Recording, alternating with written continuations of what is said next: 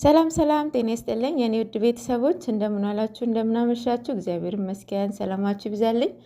እንዴት ዋላችሁ? አለን። እንዴት ናችሁ? የዛሬው እንዴት አያችሁት? እኔ ያሳቀኝ እንትኑ ነው ድብድብ ርዕሱ ማለት ነው። ርዕሱ የበረከት ርዕስ ማለት ነው።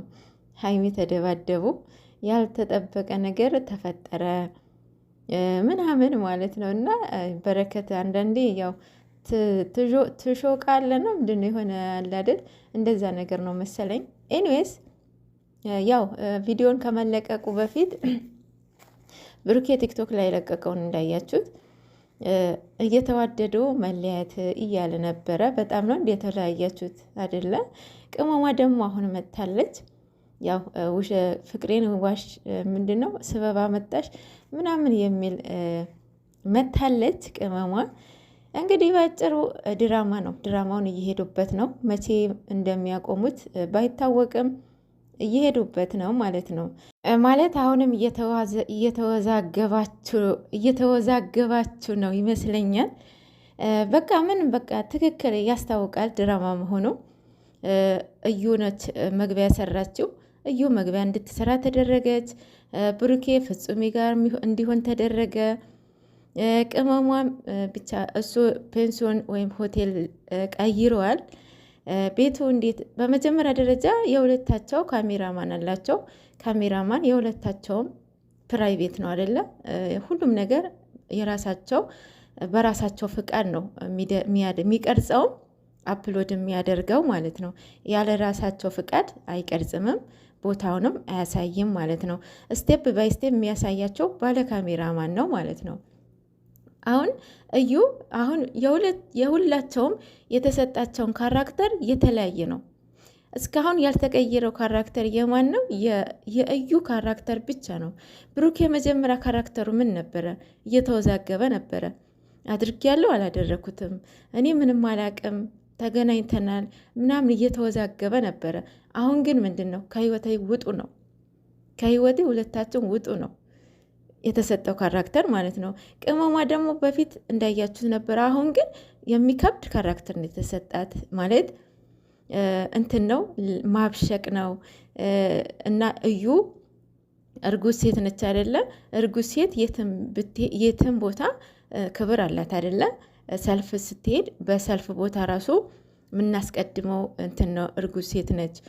ሆስፒታል ይሁን ገበያ ይሁን እንትን ስንሳፈር ታክሲ ራሱ እርጉዝ ሴት ቆማ እናንተ ቁጭ አትሉም አይደለ? ለእርጉዝ ሴት ነው የምትሰጡት ማለት ነው። አሁን የቅመምዬ ካራክተር ትንሽ የሚከብድ ይመስለኛል ማለት ነው። እና እንትን ነው ድራማ ነው። እዩ በተናገረችው ነገር ማለት ነው። እና ከተናገረችው ሬሊ የሚኖሩ የሉም ወይ? አሉ፣ በጣም አሉ። በወንዶች ሳክስ አብዛኛው ባይሆንም ጥቂቶቹ የሚሸወዱ አሉ፣ እውነቱ ለመናገር ማለት ነው። እና እንደዚህ የምትሸወዱ የወደፊታችሁ ህይወታችሁ ነው ጭልምልም ነው የሚያደርግባችሁ በእውነት። አሁን እዩ የእነሱን ህይወት አለመበጥበጥ ነው አልተናገርኩትም ያለችው። ይሄ ስህተት ነው። በቃ ሙሉ በሙሉ እሷ የመጣችበትን ዴፊኒትሊ ስህተት። አንደኛ ነገር እንደዛ ካረገዘች መጀመሪያ መናገር። አብዛኛው ሰው ማለት ነው እንደዚህ ካደረጉ ወዲያውኑ ነው የሚጋቡት። እኔ ብዙ አይቻለሁኝ። አርግዛ ወዲያውኑ የተጋቡ አሉ። እና እሱ የሚዲያ ሰው እንደሆነ እያወቀች ይሄ ምንም ተቀባይነት የለውም። አንድ ሰው ደግሞ የሆነ ማስረጃና መረጃ ይዞ ነው መከራከር የሚችለው። እሷ በባዶ ሜዳ እመን የልጅ አባት ነህ፣ እመን፣ አፈቅርሃለሁ፣ ወድሃለሁ፣ ከአንተ ጋር መሆን ነው ፈልገው። ይሄ ፌር አይደለም። ፍቅረኛ እያለ ወድሃለሁ፣ አንቺ ልትወጂው ትችያለሽ፣ እሱ ግን አይወድሽም አይደለም።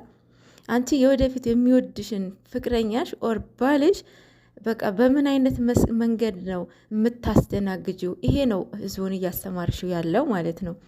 ማንም ሰው በግዴታ ማስገደድ አትችይም ማለት ነው። ግን ደግሞ የልጅሽ አባት ከሆነ የእሱ ልጅ ከሆነ ልጁ የመቀበል የማሳደግ ግዴታው ነው። እሱ ግዴታው ነው። ከአንቺ ጋራ ህይወት የመቀጠል ማንንም ህግም ይሁን የትም ማንም ሊያስገድደው አይችልም ማለት ነው እህታችን። ሌላው ደግሞ በዚህን ያክል ርቀት ባትሄጂ ጥሩ ነው ማለት እኔ እንጃ። አሁን ይሄንን ስራ ማለት ነው በእውነት እነሱ አሁን ከነሱ በስማም በጭራሽ አይሄድም። እነሱ የሚታወቁት በበጎ ስራቸው ነው። ለምሳሌ በቀደም የሰራውን በጎ ስራ ካያችሁት ተሚጋ ማለት ነው ባንዴ ነው ዋንዴ ስንት 81,000 ሰው አይቶታል። ያ ማለት ምን ያህል ሰው እንዴት እንደሚወደው እንዴት እንደሚያከብራቸው ሁለታቸው ማለት ነው። እና በዛ ማወቅ ይችላሉ። እና አሁን ይሄን በጣም የሚያስጠላ ስራ ነው። ለእናንተ ምንም መስሉ ላይታያችሁ ይችላል፣ ግን ደግሞ ቤተሰቦቻችሁ ጋር ሲደርስ ፊድባኩ የእውነት በጣም ነው የሚያስጠላው። ቤተሰቦቻችሁ በጣም እርስ በራስ እየተባሉ ነው፣ እየተጣሉ ነው። በጣም ህዝቡ እያዘነባችሁ ነው። ባጭሩ ብትቋጩት ጥሩ ነው። ኢቨን ራሱ ገና ሳይደርስ ማለት ነው ብትቋጩት ባይ ነኝ፣ እውነቱ ለመናገር ማለት ነው። እና እናንተ የምትታወቁት በእንደዚህ አይነት ስራ በወረደ ስራ አይደለም። በእውነት ምን ብሏል በቀደም ብሩክ? በእኔ ሁሉም ነገር ይገናል ብሏል። ማለት አሁን እነሱ እንደዛ ያለበት ምክንያት ያው አብዛኛው በጣም ስለምትወደዱ ስለምትከበሩ ይመስለኛል። ማለት አሁን በዩቱብ ደረጃ እውነቱ ለመናገር በጣም በጣም እኔ እንጃ ኦዲየንስን ሚዲያ ላይ ቫይራል እየወጡት ህዝቡ ዩቱበር ራሱ የተቀበላቸው ጨረቃዎቹ ናቸው ብዬ አስባለሁኝ። እነሱም ለቤተሰብ ለፋሚሊዎቻቸው በጣም ሪስፔክት አደላቸው። እውነቱ ለመናገር መግቢያ ራሱ ሲሰሩ በስነ ስርዓት ነው የሚሰሩት። በስነ ስርዓት ነው ቤተሰቦቻቸውን ሰላም የሚሉት ምናምን ነገር ማለት ነው። እና ይህንን የሚያስጠላ ስራ ከእናንተ ጋር ስለማሄድ ነው ህዝቡንም እንደዚህ እየሆነባችሁ ያለው። ባጭሩ ቋጩት። እውነቱ ለመናገር በጣም ይደብራል። ግን ደግሞ